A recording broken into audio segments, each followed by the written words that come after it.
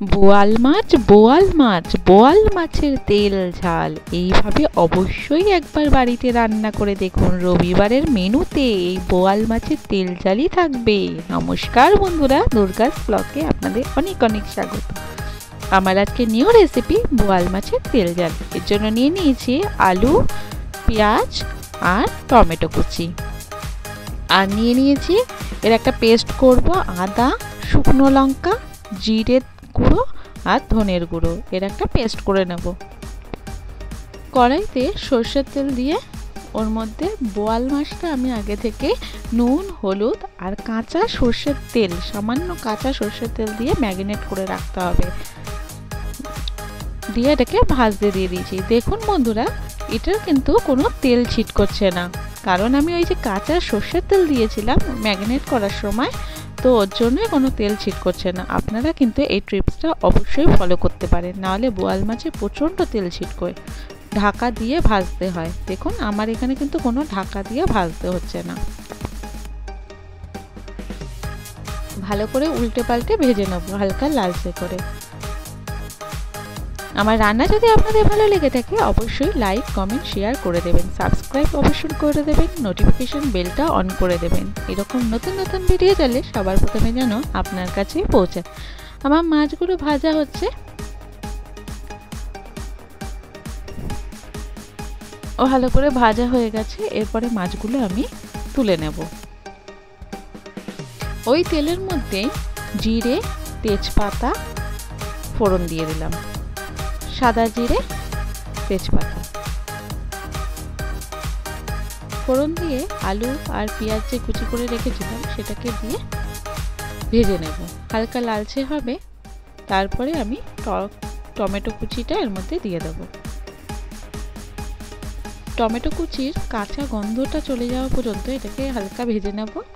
তারপরে আমি যে পেস্টটা করে রেখেছিলাম সেই পেস্টটা দিয়ে দেবো। শুকনো লঙ্কা, আদা, জিরের গুঁড়ো, ধনের গুঁড়ো। আমি কিন্তু এই রান্নাটা শুকনো লঙ্কা বেটেই করেছি, তার জন্য এখানে কাঁচা লঙ্কাও দেবো না আর শুকনো লঙ্কার গুঁড়োও দেবো না। এর মধ্যে আমি স্বাদ মতো নুন দিয়ে দিলাম আর হলুদ দিয়ে দিলাম, দিয়ে এটাকে ভালো মতো কষাবো।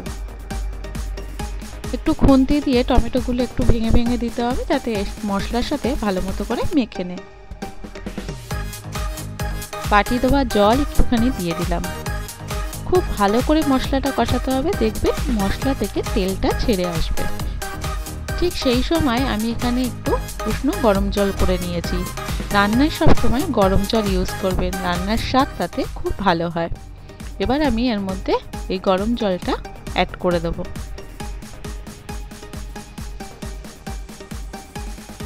গরম জলটা দিয়ে দিলাম।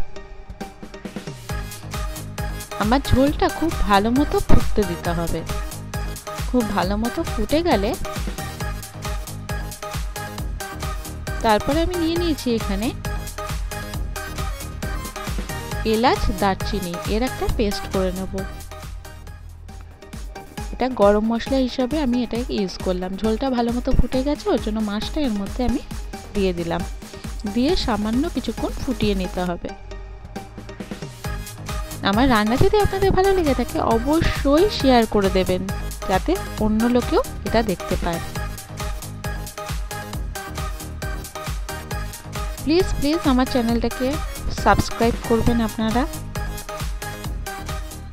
দেখুন মাছটাও সেদ্ধ হয়ে গেছে, ঝোলও ফুটে গেছে।